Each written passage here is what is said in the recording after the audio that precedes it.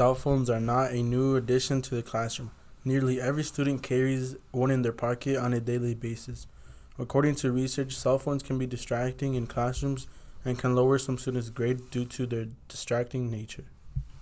Students at WHS are not immune to these distractions, and many have seen their schoolwork affected. Mr. Brands, the WHS assistant principal, emphasizes how frequently he sees students on their phones in and out of classrooms. I think the hardest part is them putting them down. They have them out all the time. Even if you record the hallways as they're walking, they'll be staring at that, not really looking where they're going. Although Mr. Brands understands the problem with students' usage, he also sees the positive in it. Phones make our lives simpler. It's able to, we have them in emergencies. That's a really good part. But yet they're always there and we're always available. So that's probably the bad part. Ms. Napton, a WHS English teacher, understands that continuous availability of phones has led to increased phone usage during class, as well as being a negative factor on students' attention span.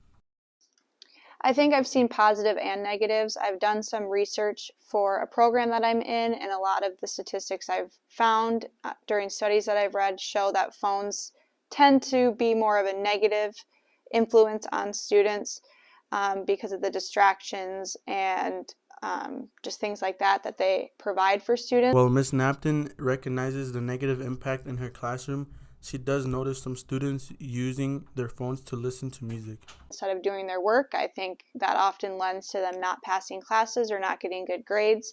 But I do know for a lot of students, especially in the English classroom, listening to instrumental music helps them focus while reading. So again, I think there's positive.